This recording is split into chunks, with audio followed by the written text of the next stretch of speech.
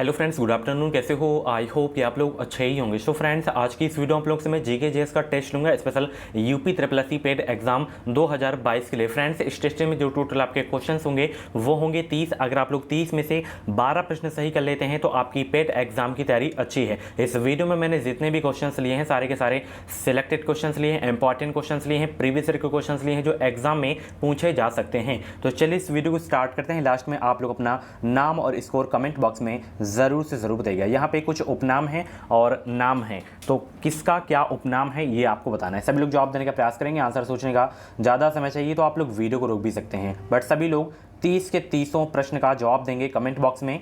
चलिए, जवाब आना स्टार्ट हो गया। सभी को गुड आफ्टरनून भाई।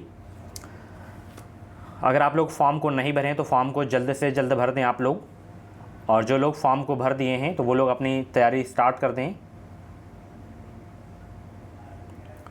सभी लोग जवाब देने का प्रयास करेंगे। तो देखिए यहाँ पे सीमांत गांधी लिखा हुआ है, तो सीमांत गांधी जो है किनका उपनाम था? तो ये जो है अब्दुल गफ्फार खान का नाम था, ठीक है, उपनाम। उसके बाद यहाँ पे भारत का सबसे वृद्ध व्यक्ति तो वो थे दादा भाई नौरोजी, ठीक है। उसके बाद यहाँ पे एंड महामना कौन थे? तो ये जो है मदन मोहन मालवीय थे, ठीक है। उसके बाद भारत का लौह पुरुष कौन जाने जाते हैं? भारत के लौह पुरुष के रूप में वल्लभ भाई पटेल जी, ठीक है। तो ऑप्शन इसका जो है आपका बी वाला बिल्कुल करेक्ट हो जाएगा, बी वाला। ओके, चलिए अगले प्रश्न को चलते हैं, जो कि बहुत ही जबरदस्त प्रश्न है। दो अस्पा एवं सिंह अस्पा प्रथा किसने शुरू की थी? जवाब देंगे सभी लोग। दो अस्पा एवं सिंह अस्पा प्रथा किसने शुरू की थी? तो इस प्रथा को जो है शुरू किया गया था जहांगीर के द्वारा। ऑप्शन इसका जो है बी वाला बिल्कुल करेक्ट हो जाएगा, ठीक है। चलिए, दिल्ली के सुल्तान बलबन का जो है पूरा नाम बलबन था। प्रश्न क्या है? दिल्ली के सुल्तान बलबन का पूरा नाम क्या बलबन था? जलालुद्दीन या गयासुद्दीन या इल्तुतमिश या कुतुबुद्दीन? दिल्ली के सुल्तान बलबन का पूरा नाम गयासुद्दीन बलबन था। ऑप्शन इसका जो है सी वाला बिल्कुल करेक्ट हो जाएगा। इंपॉर्टेंट क्वेश्चन है आपके एग्जाम के लिए। चलिए, विक्रमशिला नामक प्राचीन विश्वविद्यालय की स्थापना बंगाल के किस शासक ने की है? सभी लोग जवाब देंगे भाई।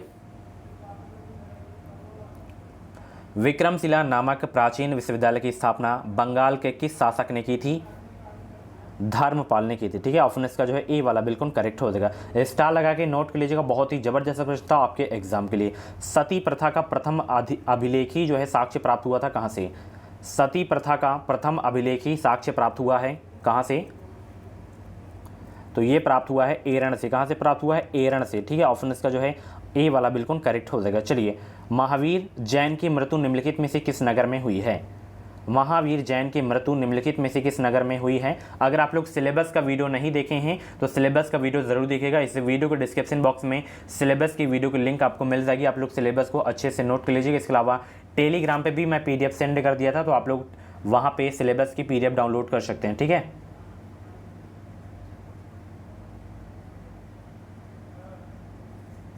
जवाब देंगे सभी लोग। महावीर जैन की मृत्यु निम्नलिखित में से किस नगर में हुई थी?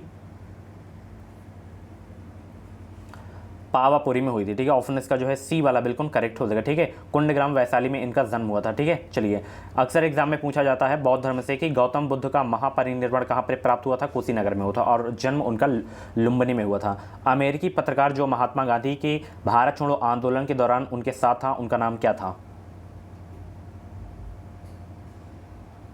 सबसे पहले आपको पता होना चाहिए भारत छोड़ो आंदोलन की शुरुआत कब हुई थी? 1942 में।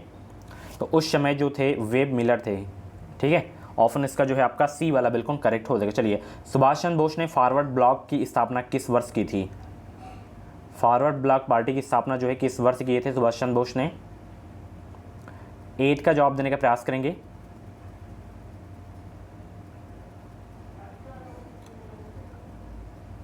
तो 1939 में। कब? 1939 में किए थे, ठीक है। फॉरवर्ड ब्लॉक पार्टी की स्थापना सुभाष चंद्र बोस ने। ऑप्शन इसका डी वाला बिल्कुल करेक्ट हो जाएगा। चलिए, स्वतंत्र भारत के प्रथम विधि मंत्री थे कौन? बहुत ही जबरदस्त प्रश्न है।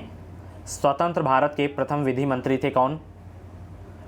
तो स्वतंत्र भारत के प्रथम विधि मंत्री BR अम्बेडकर जी थे। ऑप्शन इसका जो है बी वाला बिल्कुल करेक्ट हो जाएगा, ठीक है। चलिए, भारतीय व्यापार में ईस्ट इंडिया कंपनी का एकाधिकार समाप्त किया था कब?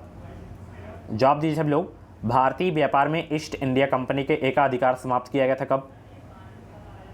तो ये जो है समाप्त किया गया था 1813 में। ऑप्शन इसका सी वाला बिल्कुल करेक्ट हो जाएगा। चलिए, ब्लू प्लैनेट कहा जाता है किसे?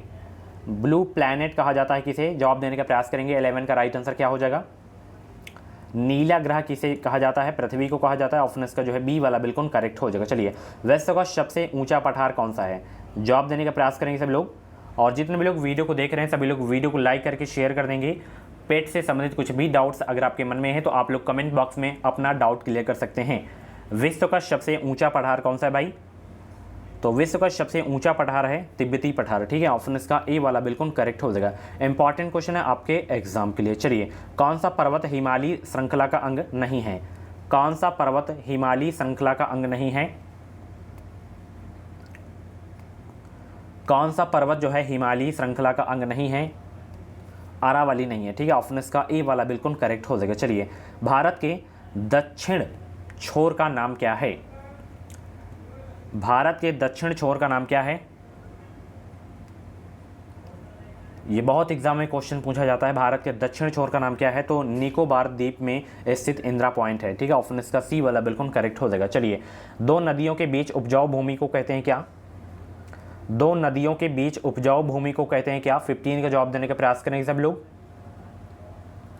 दो नदियों के बीच उपजाऊ भूमि को कहते हैं दोआब। क्या कहते हैं? दोआब कहते हैं माय डियर फ्रेंड्स। ऑप्शन इसका सी वाला बिल्कुल करेक्ट हो जाएगा। चलिए, 1 रुपए के नोट पर किसके हस्ताक्षर होते हैं भाई? 1 रुपए के नोट पर किसके हस्ताक्षर होते हैं?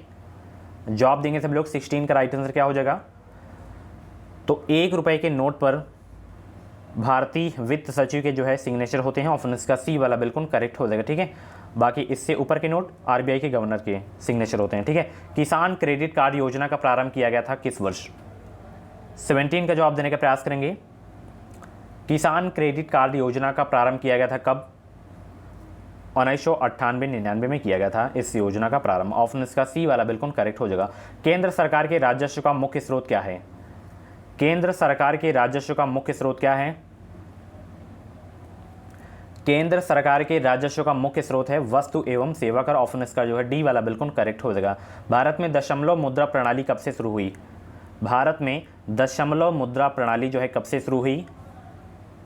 तो भारत में दशमलव मुद्रा प्रणाली जो है कब से शुरू हुई? अप्रैल 1957 में। ऑप्शन इसका ए वाला बिल्कुल करेक्ट हो जाएगा। चलिए, नई अर्थव्यवस्था विकास नीति यानी कि NEDP के अंतर्गत 18 जनवरी 2017 को डॉट में उद्यमिता विकास योजना का शुभारंभ किया गया था कहाँ?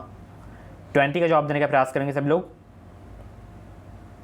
मिजोरम में जो है शुभारंभ किया गया था। ऑप्शन इसका बी वाला बिल्कुल करेक्ट हो जाएगा। चलिए, निम्न में से कौन सा संशोधन अधिनियम मिनी संविधान माना जाता है? बहुत ही जबरदस्त प्रश्न है, स्टार लगा के नोट कर लीजिएगा आप लोग इस प्रश्न को। निम्न में से जो है कौन सा संशोधन अधिनियम मिनी संविधान माना जाता है? तो वो माना जाता है 42वां संविधान संशोधन अधिनियम 1976। ऑप्शन इसका जो है सी वाला बिल्कुल करेक्ट हो जाएगा। किस संविधान संशोधन अधिनियम द्वारा संपत्ति का अधिकार मूल अधिकार नहीं रहा है? किस संविधान संशोधन अधिनियम द्वारा संपत्ति का अधिकार मूल अधिकार नहीं रहा? 44वां नहीं रहा है। ठीक है, ऑप्शन इसका जो है ए वाला बिल्कुल करेक्ट हो जाएगा। चलिए, भारतीय संविधान के निम्नलिखित में से किस भाग में सामाजिक एवं आर्थिक लोकतंत्र को सुनिश्चित किया गया है? एक बार फिर से क्वेश्चन रिपीट कर रहा हूं। भारतीय संविधान के निम्नलिखित में से किस भाग में सामाजिक एवं आर्थिक लोकतंत्र को सुनिश्चित किया गया है? किस भाग में? तो ये किया गया है राजनीति के निर्देशक सिद्धांत में। ऑप्शन इसका सी वाला बिल्कुल करेक्ट हो जाएगा। लोकतंत्री विकेंद्रीकरण का आशय है किससे? लोकतंत्री विकेंद्रीकरण का आशय है किससे? तो लोकतंत्री विकेंद्रीकरण का आशय है स्थानीय सरकार से। ऑप्शन इसका जो है डी वाला बिल्कुल करेक्ट हो जाएगा। ठीक है, चलिए, अंतिम अपीली न्यायालय कौन सा है? जवाब देंगे सब लोग। अंतिम अपीली न्यायालय कौन सा है? 25 का जवाब देने का प्रयास करेंगे। तो अंतिम अपीली न्यायालय कौन सा है? उच्चतम न्यायालय है। ऑप्शन इसका जो है डी वाला बिल्कुल करेक्ट हो जाएगा। ध्वनि नहीं गुजर सकती है किससे भाई? ध्वनि नहीं गुजर सकती है किससे? जल से, स्टील से, वायु से, निर्वात से। किससे नहीं गुजर सकती है ध्वनि? तो ध्वनि मैं आपको बता दूं निर्वात से नहीं गुजर सकती है। ठीक है, ऑप्शन इसका जो है डी वाला बिल्कुल करेक्ट हो जाएगा। चलिए, कंप्यूटर की भाषा में रैम का पूर्ण रूप क्या है? रैम का मैं बताऊंगा और रोम को आपका बताना है। रोम का फुल फॉर्म आपको बताना है। ठीक है, तो रैम का फुल फॉर्म होता है माय डियर फ्रेंड्स, नोट कर लीजिएगा, रैंडम एक्सेस मेमोरी। क्या होता है? Random access memory. आप लोगों से क्वेश्चन है रोम का फुल फॉर्म क्या होता है? ठीक है, चलिए, निम्नलिखित में से कौन सा एसिड चींटी के काटने में मौजूद होता है? बहुत ही जबरदस्त प्रश्न है आपके एग्जाम के लिए। कौन सा एसिड चींटी के काटने से मौजूद होता है? तो वो होता है फार्मिक अम्ल या फार्मिक एसिड। ऑप्शन इसका ए वाला बिल्कुल करेक्ट हो जाएगा। मनुष्य के शरीर में कुल कितनी हड्डियां होती हैं ये आपको बताना है। मनुष्य के शरीर में कुल कितनी हड्डियां होती हैं?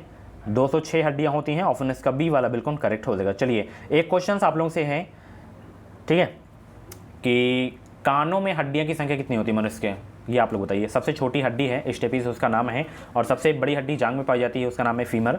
ये सबसे छोटी हड्डी का नाम क्या है? स्टेपिस मैंने बता दिया। कितने हड्डियां पाई जाती हैं एक कान में, दोनों कान के मिलाकर बताइए आप लोग। चलिए चेचक के टीके यानी कि वैक्सीनेशन का आविष्कार किसने किया था, ये आपको बताना है। बहुत ही जबरदस्त प्रश्न है।